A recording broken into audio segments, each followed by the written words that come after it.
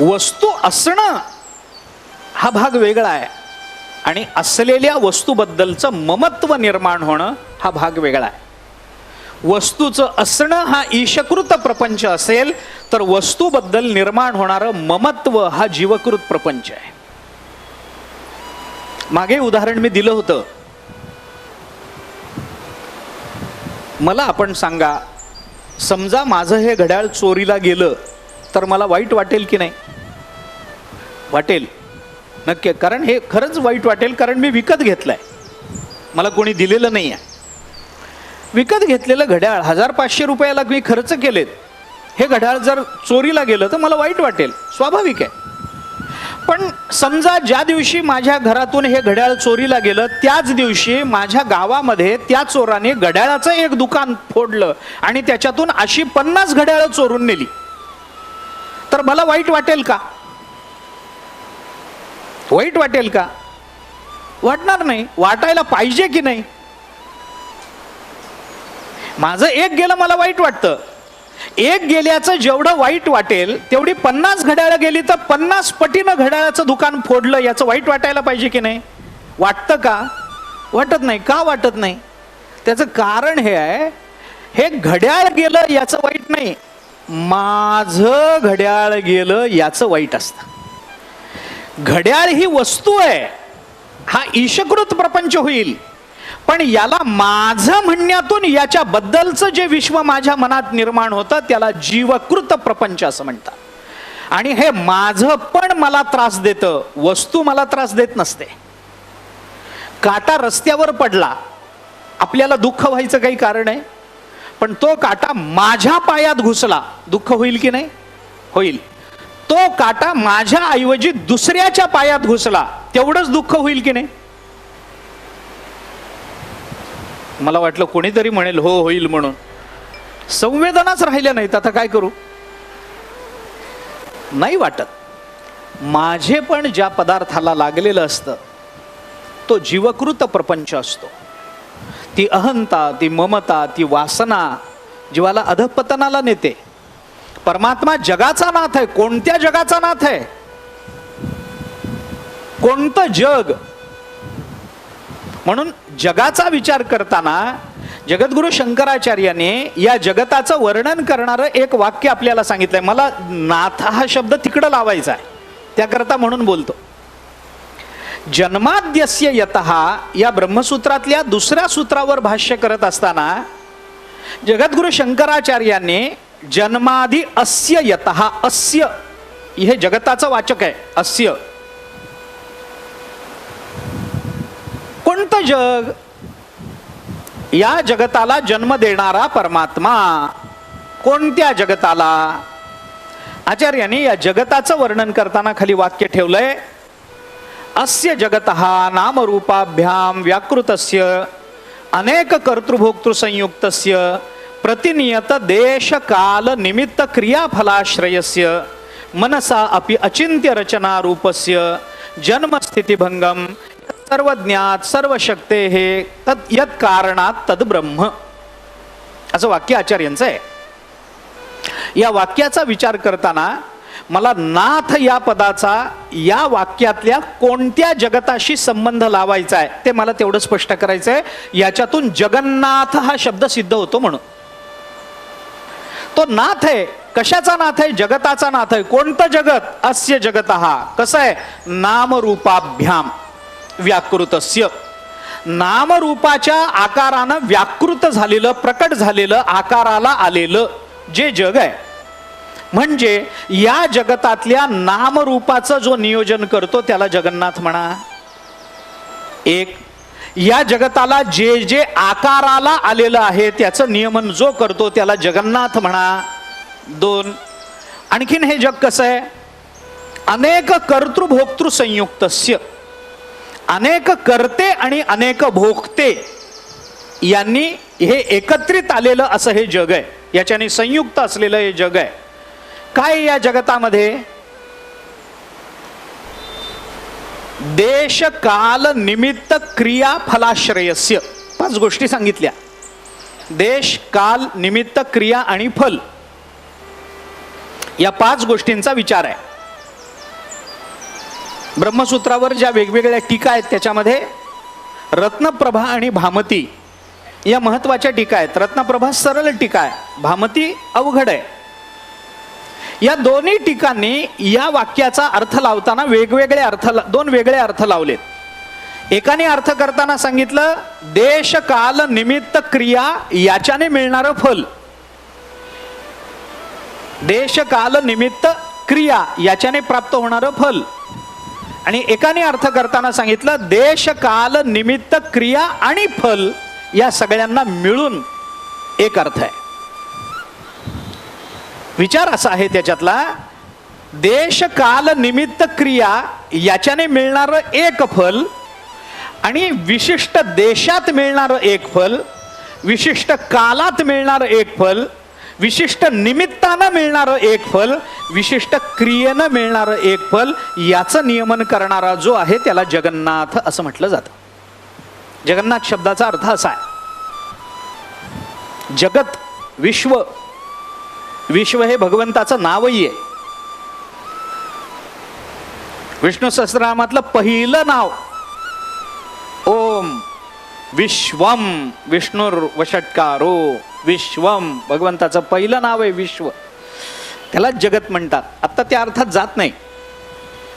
विष्णू सहस्रनामावर जगद्गुरु शंकराचार्यांचं जे भाष्य आहे त्याच्यातले अर्थ बघा आपण. विश्व शब्दाचे पुष्कळ अर्थ आचार्याने दिले. सोडा आत्ता तो विचार नाही.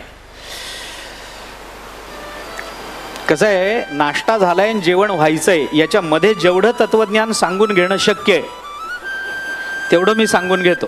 एकदा भूका लागल्या की मग हे काही खरं नाही. ऐका, अस्य जगतः नाम रूपाभ्याम व्याकृतस्य अनेक कर्तृभोक्तृ संयुक्तस्य प्रतिनियत देश काल निमित्त क्रियाफलाश्रयस्य मनसा अपि अचिंत्य रचना रूपस्य.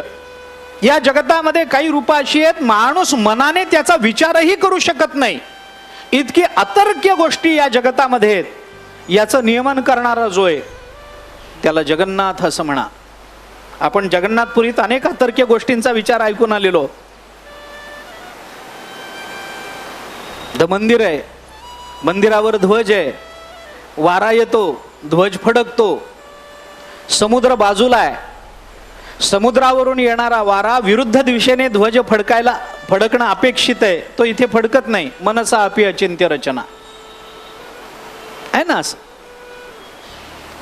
काही जी काही कारण असतील ते. जगन्नाथाच्या मंदिरावरून शिखरावरून पक्षी जाऊ शकत नाही.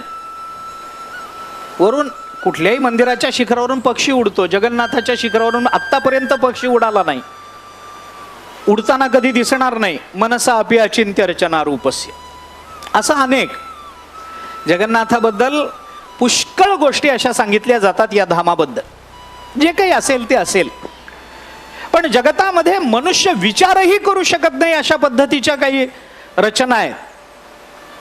यांनी बनलेलं, यांनी युक्त असलेलं हे जग बनवणारा कोण आहे? हे सर्वज्ञात सर्वशक्ती. हे जो सर्वज्ञ आहे तोच जगन्नाथ आहे, जो सर्व शक्तिमान आहे तोच जगन्नाथ आहे.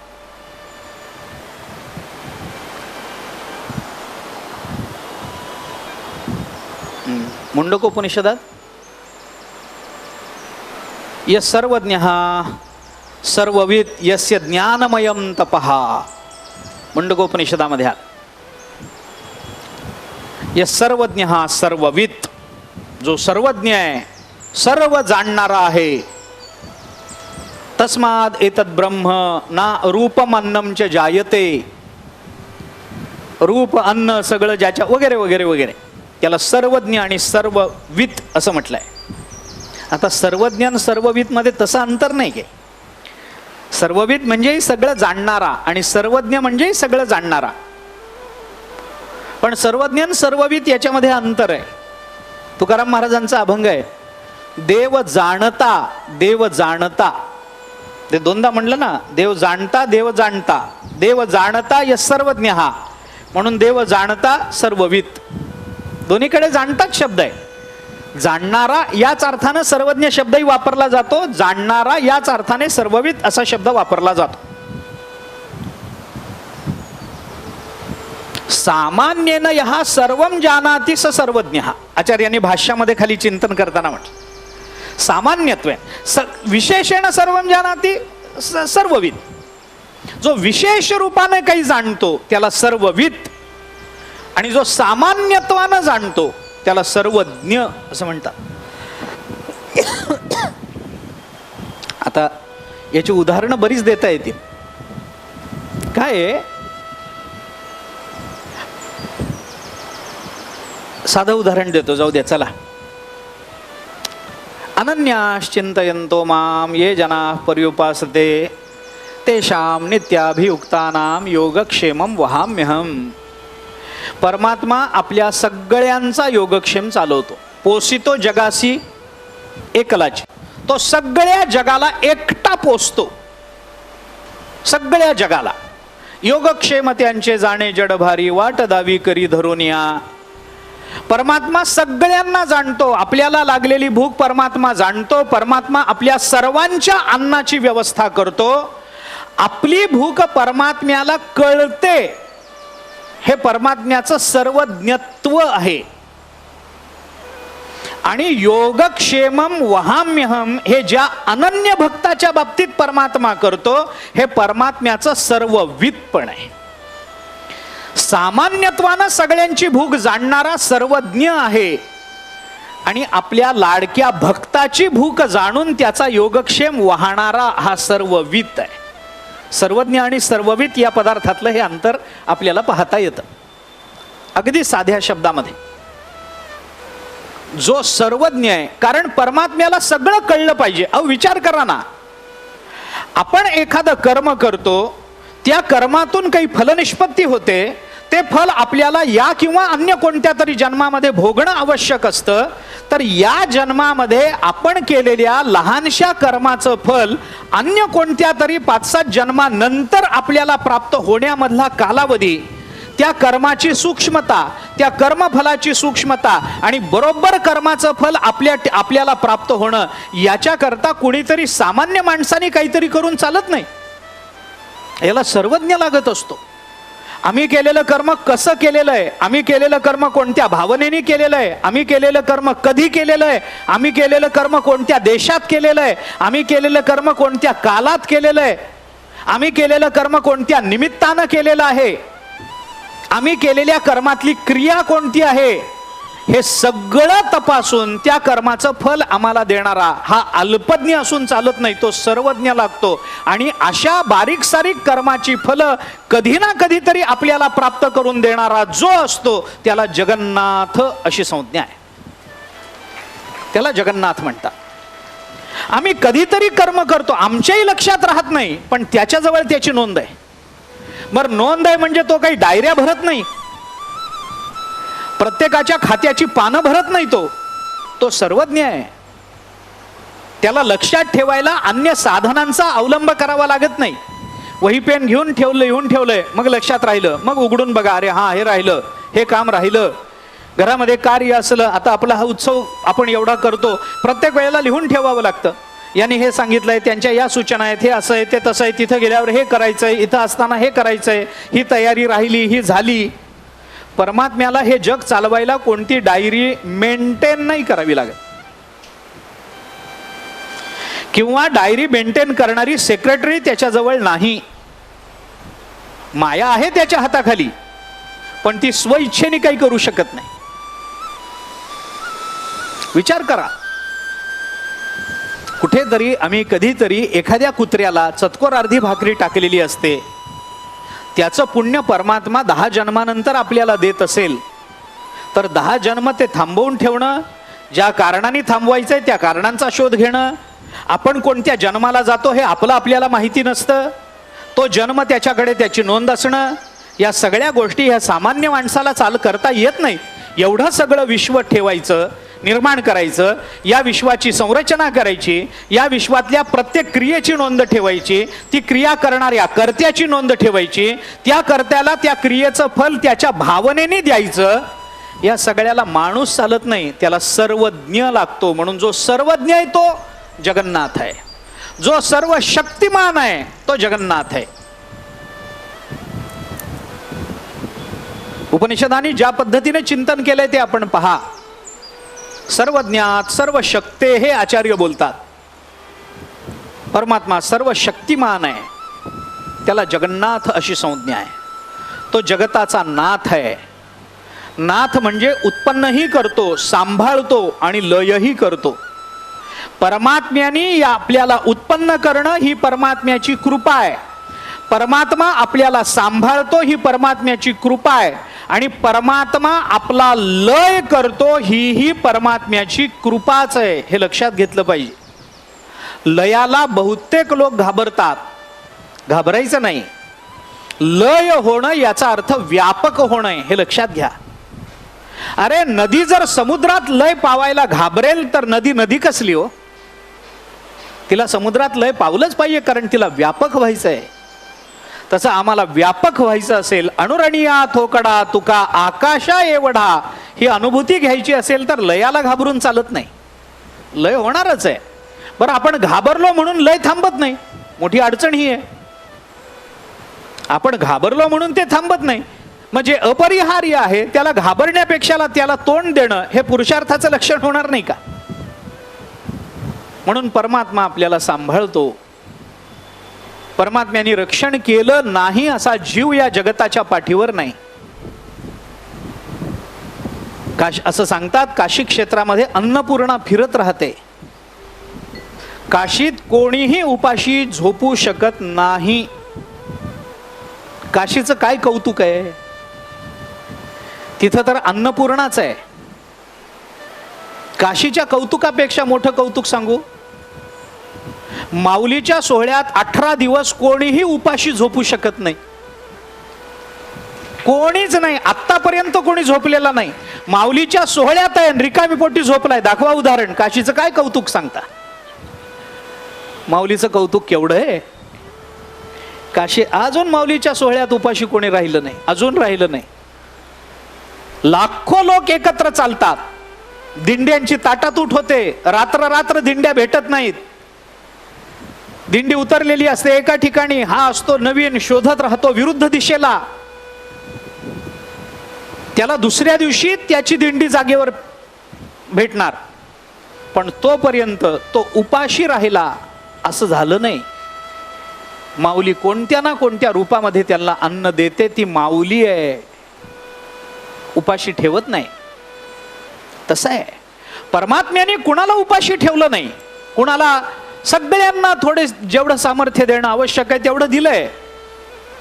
परमात्माने अरे कोण उपाशी राहील? किती उदाहरणं आपल्याला, महाभारत काढा, रामायण काढा, कितीतरी उदाहरणं आपल्याला पाहता येतात. परमात्मा आपलं रक्षण करतो. कोणकोणत्या रूपाने करतो, कसा कसा करतो, प्रश्न वेगळे असतील, पद्धती वेगळ्या असतील. काही जणांचं रक्षण करताना प्रत्यक्ष हातामध्ये गदा घेऊन येईल, प्रत्यक्ष तलवार घेऊन येईल, धनुष्यबाण घेऊन येईल. गोस्वामी तुलसीदासजींचं रक्षण करताना झोपडीचं स्वतः हातामध्ये धनुष्यबाण घेतलं परमात्म्याने. पण सगळ्यांचंच रक्षण परमात्मा कदाचित गोस्वामीजींसारखं करणार नाही, कारण जगात सगळे गोस्वामीजी होऊ शकत नाहीत. पण म्हणून परमात्मा रक्षण करायचं सोडतो असं समजू नका. आपलंही रक्षण परमात्मा करतो. आपण मागे बोललो या संबंधामध्ये. न देवा दंडमादाय रक्षन्ति पशुपालवत यंतु रक्षितुम इच्छन्ति बुद्ध्या संविभजन्ति तम. महाभारताने चिंतन केलं. परमात्मा हातामध्ये दंड घेऊन, काठी घेऊन, गदा घेऊन आपलं रक्षण करणार नाही.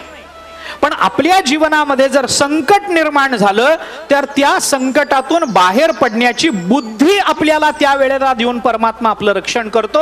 पण ती बुद्धी त्यावेळेला आम्हाला होते, ही भगवंताची कृपा असते. लक्षात घ्या.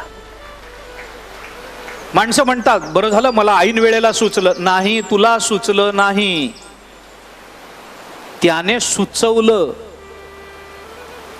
आपल्याला काही सुचत नाही. ऐन वेळेला माणसाला संकटातून बाहेर पडण्याची बुद्धी होते. मी उदाहरणही सांगत असतो. माणसं गावाला जाताना बायका गाडीत बसतात येऊन, पण लगेच नाही थांबा मला बघू द्या एकदा म्हणून पुन्हा एकदा वर जातात, पुन्हा सगळं बघतात, पुन्हा दारं बंद करतात, पुन्हा गाडीत बसतात. गाडी सुरू झाली की नाही थोडं थांबा, हे बघायचं राहिलं, विरजणाचं दार लावलंय का नाही बघायचं राहिलं, पुन्हा वर जातात, ते विरजण बघतात, दारं लावतात, कुलप लावतात, मुलं आग्रह करत राहतात. आणि मग कधीतरी ती बाई सांगते, अरे बरं झालं मी घर उघडून आत गेले म्हणून गॅसचं बटन चालू होतं. ते बाईच्या लक्षात येतं. मग मुलं कौतुक करतात, बरं झालं तू वर गे. मग ती म्हणते, बघा ऐन वेळेला मला सुचलं, तुला सुचलं नाही. तुझ्या घराचं नुकसान होऊ नये ही त्याची इच्छा होती, म्हणून त्याने तुला सुचवण्याची कृपा केलेली आहे, हे लक्षात घेतलं पाहिजे. जीवनामध्ये फार लहान प्रसंग असतात की जिथे आपण भगवंताच्या कृपेची अनुभूती घेऊन आपलं जीवन आनंदमय बनवू शकतो. फक्त आपल्याला ते ही भगवंताची कृपा आहे असं म्हणण्याची सवय लागली पाहिजे. फार आनंद आहे याच्यामध्ये. छोट्या गोष्टी असतात. परमात्मा कसं आपलं रक्षण करतो याचा शोध आपण घेत राहिलो, आपल्याला परमात्मा जगन्नाथ कसा आहे हे कळतं. बरं, जगामध्ये रक्षण करावं असे आपण एकटेच नाही आहोत, किंवा उलट असू शकेल, ज्याचं रक्षण करू नये असे आपण एकटेच असू शकतो. पण परमात्मा कुणातही आपपर भाव न करता सर्वांचं समानत्वानं रक्षण करतो. रक्षणाच्या पद्धती कदाचित प्रत्येकाच्या वेगळ्या असतील, पण रक्षण करणारा परमात्मा जर एक आहे तर तो एकनाथ म्हणजेच जगन्नाथ आहे. त्याला जगन्नाथ अशी संज्ञा आहे. जगन्नाथ शब्दाचा एक तत्वदृष्टीने विचार केला तर हा अर्थ आपल्याला पाहता येऊ शकतो. जगन्नाथ,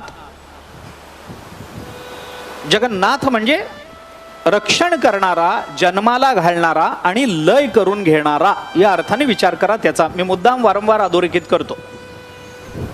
नाथ शब्द त्या अर्थाने विचारात घ्या.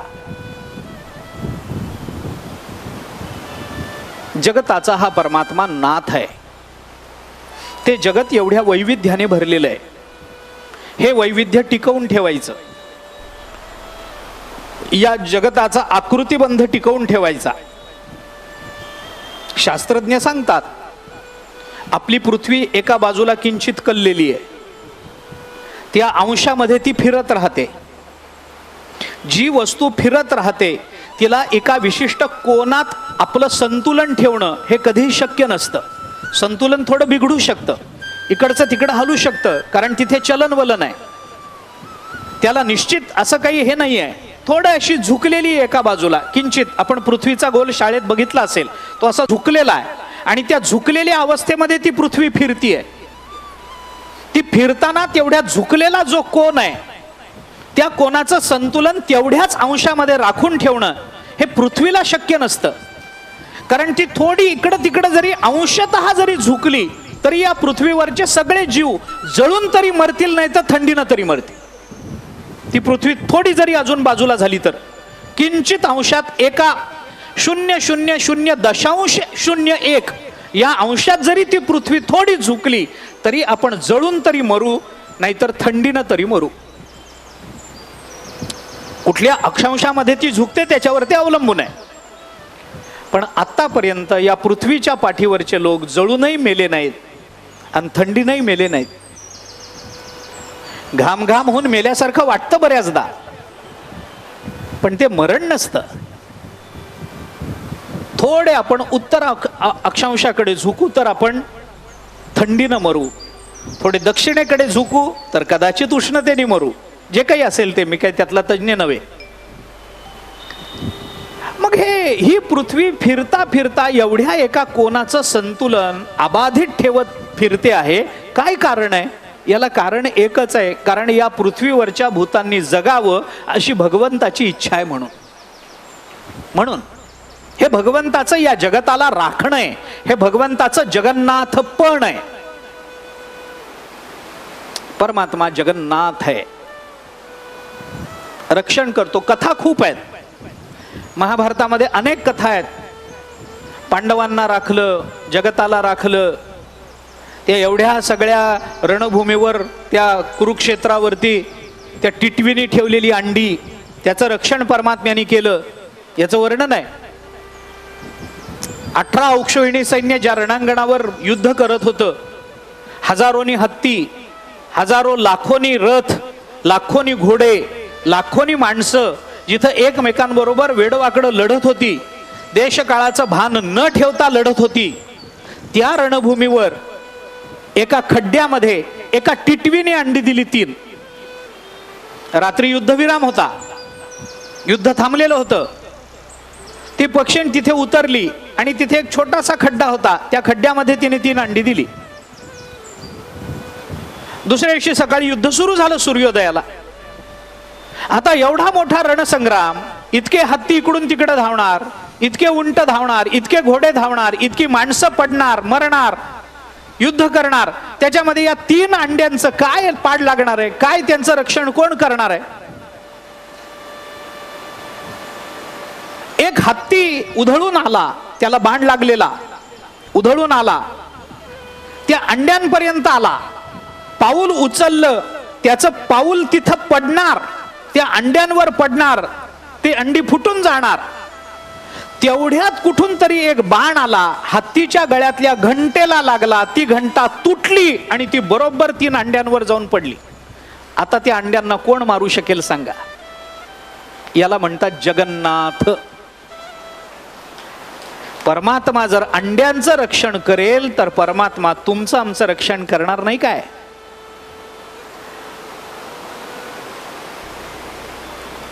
म्हणून उत्पत्ती, स्थिती आणि लय ज्याच्या हातात आहे त्याला नाथ असं म्हणतात. तो या जगताचा नाथ आहे. ज्ञानेश्वर महाराजांनी त्याचं वर्णन केलंय.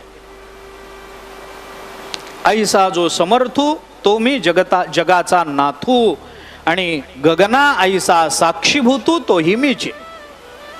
प्रभू साक्षी, त्या साक्षीत्वाचं वर्णन सोडून द्या पुढचं. पण प्रभू म्हणजे काय तर त्याला म्हणतात नाथ. ज्याचं प्रभुत्व आहे, ज्याची नियमनशीलता आहे, ज्याची ईशनशीलता आहे, त्याला नाथ असा शब्द वापरला जातो. तो मी जगन्नाथ असा शब्द ज्ञानेश्वर महाराजांनी भगवंताच्या मुखातून वापरला. आता हे झालं तात्विक वर्णन. जगन्नाथ शब्दाचं निर्वचन खूप अंगाने करता येईल. आता मला चरित्राकडे जायचंय म्हणून थोडा विचार त्याच्या पुढे नेतो. ज्ञानेश्वर महाराजांनी जगन्नाथ शब्दाचा विचार करताना ज्या ओव्यांमधून जगन्नाथ पदाची योजना केलेली आहे, त्या ओव्यांचा विचार करत असताना हा जगन्नाथ शब्द जगन्नाथपुरीतल्या जगन्नाथाचा वाचक आहे की काय असं वाटावं अशी शब्द योजना ज्ञानेश्वर महाराजांनी केली. थोडी गंमत आहे हे बघण्यामध्ये म्हणून सांगतो. खरं ज्ञानेश्वर महाराजांना जगन्नाथपुरीशी काय घेणं देणं आहे? ओढून ताणून काहीतरी अर्थ लावू नयेत, हे खरंच आहे. पण जे शब्द ज्ञानेश्वर महाराजांनी वापरलेत ना, त्या शब्दाच्या अनुषंगानं जर सहजतेनं ते लागत असेल तर तो अनुबंध सांगून जातो. कदाचित योगायोग म्हणा, काय त्याचा फार विचार करू नका, पण गंमत आहे म्हणून सांगतो. अहो, परमात्मा जसा सर्वज्ञ आहे, ज्ञानोबराई तसेच सर्वज्ञ आहेत ना. ज्ञानोबराई सर्वज्ञच आहेत. मी थोडंसं सांगू का, परमात्म्यालाही कधी कधी थोडं कळायचं राहील, ज्ञानोबरायांना नाही.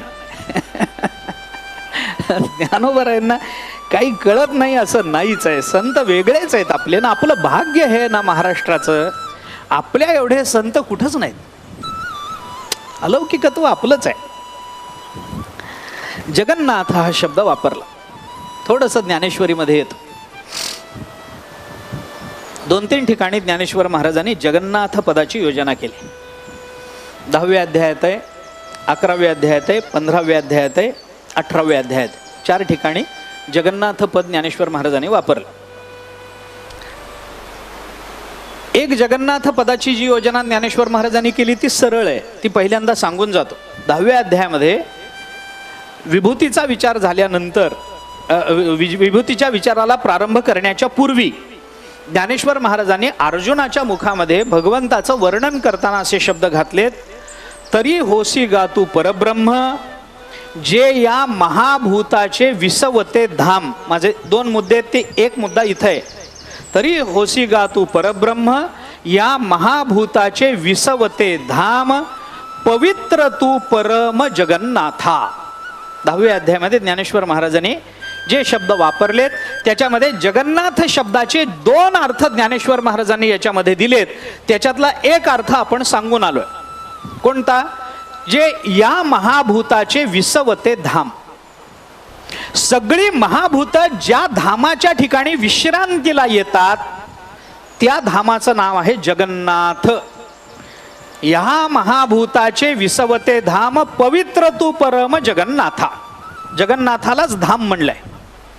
जगन्नाथ हेच धाम आहे आणि जगन्नाथपुरी हे सुद्धा धामच आहे, हे लक्षात घ्या.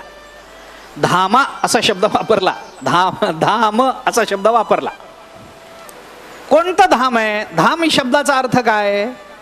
धाम म्हणजे काय? धाम म्हणजे नगर, धाम म्हणजे गाव, धाम म्हणजे विश्रांतीचं स्थान, धाम म्हणजे ठिकाण. या अर्थाने धाम शब्द वापरला जातो. आरती तुकारामा स्वामी सद्गुरु धामा, धाम शब्द वापरला. कोणतं धाम आहे? महाभूताचे विसवते धाम. महाभूत ज्या ठिकाणी विश्रांतीला येतात. महाभूत म्हणजे काय? अर्थात पुन्हा तेच आहे, पृथ्वी आप तेज वायू आकाश. आता पृथ्वी आप तेज वायू आकाश हे महाभूतच विश्रांतीला येतात का, असा त्याचा अर्थ नाही आहे. महाभूताचे याचा अर्थ या पंचीकृत महाभूतापासून जे विश्व निर्माण होतं ते विश्व कारणासह वर्तमान ज्याच्या ठिकाणी विश्रांतीला येतं ते धाम. त्या धामाचं नाम आहे जगन्नाथ. ज्ञानेश्वर महाराजांनी जगन्नाथ पदाचा अर्थ करताना एक अर्थ असा केला, या महाभूताचे विसवते धाम. कारण कोणालाही महाभूत असेल अथवा मनुष्य असेल, महाभूताचं कार्य म्हणून असणारा जीव असेल, कसंही जरी असलं तरी त्याला कुठे ना कुठेतरी शेवटी विश्रांतीला जाण्याची आवश्यकता वाटत असते. कुठेतरी आपल्या विश्रांतीची स्थानं ठरलेली आहेत, आपल्या मूळ धामाला आपण गेलं पाहिजे असं वाटतच राहतं. आता इथे आपण आलो, 7 दिवस राहिलो. इथं काही अव्यवस्था आहे का? काही अव्यवस्था आहे का? चांगलं आहे सगळं. काही स्वयंपाक करावा लागतोय का? काही करावं लागत नाही. काही नोकरीला जाऊन काही कामं करावी लागतात का? काही करावं लागत नाही. बरं, यांना स्वयंपाक करावा लागत नाही, तुम्हाला भाज्या तरी आणाव्या लागतात का? काही करावं लागत नाही. सगळं वेळच्या वेळेला मिळतंय ना? मिळतंय. झोप व्यवस्थित लागते ना? लागते. काय पंखे एसी अमोक तमोक व्यवस्थित आहे ना? व्यवस्थित आहे. तब्येत बरी आहे ना? बरी आहे. इथं काही अडचण नाही ना? काही नाही. मग कायमचं इथंच राहायचं का? नाही, नाही ना राहायचं.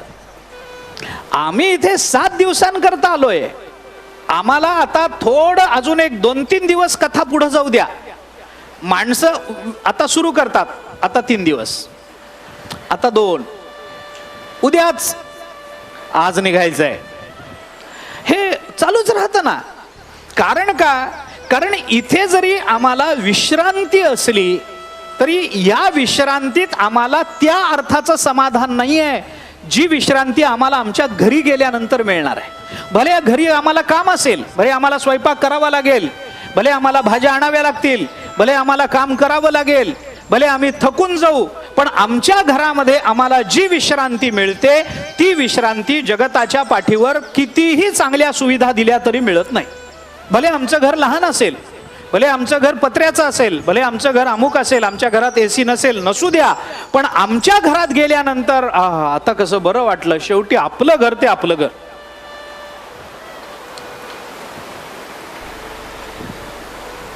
अपि स्वर्णमयी लंका नमे लक्ष्मण रोचते.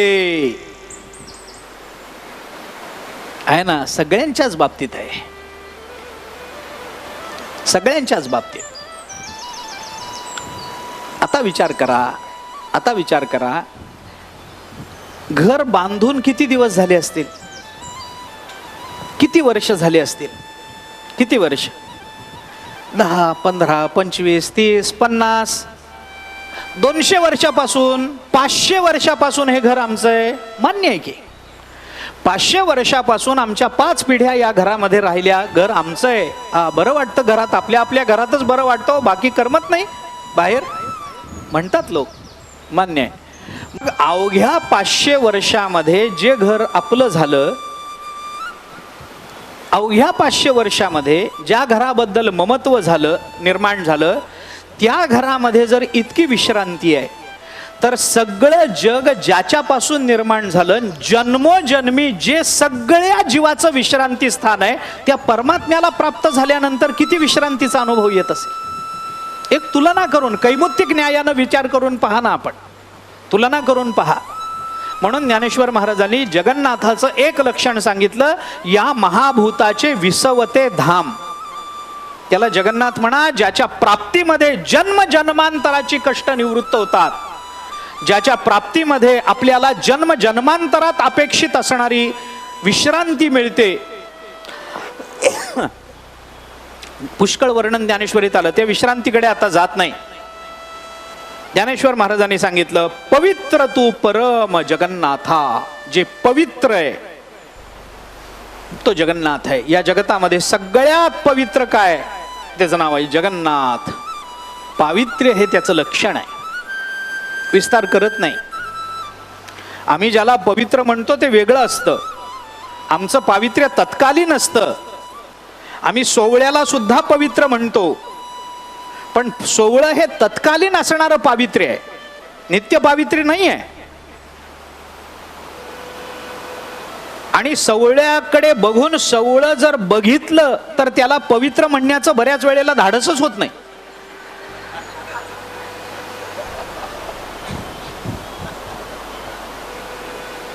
म्हणजे त्याचं स्वरूपच असं असतं.